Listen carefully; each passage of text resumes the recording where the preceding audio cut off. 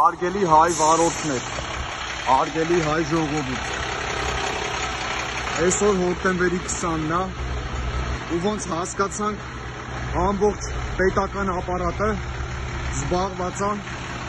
Վարդան Ղուկասյանի ձերբակալությամբ, այսօր ոչ մեկ ուշադրություն չդարձրեց, ոչ մեկ ոչ մի լուրջ արձագանք չտվեց հայ վարորդների բողոքի ակցիային, ընդամենը պատասխանեցին, որ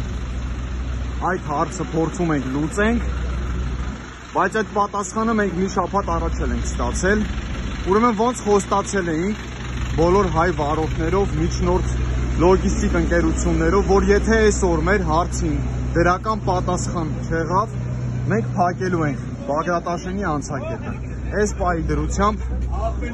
Տավուշի մարզի Բագրատաշենի անցակետը կարելի ասած արդեն փակ է, ոնց խոստացել էինք։ Երևի մեր իշխանությունները ուշադրություն չեն դարձնում հարցի լրջությանը, զբաղված են կամ լայվերով, կամ ստատուսներով, կամ էլ հեծանիվ քշելով։ Մեր հորդորն է պարոն վարչապետին,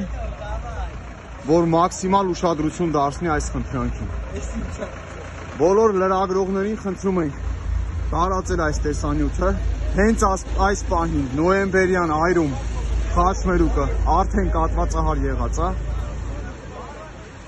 ու պատկերացրեք, թե վաղը առավոտ ինչ է կատարվելու ստեղ։ Այս մարդիկ են, ովքեր որ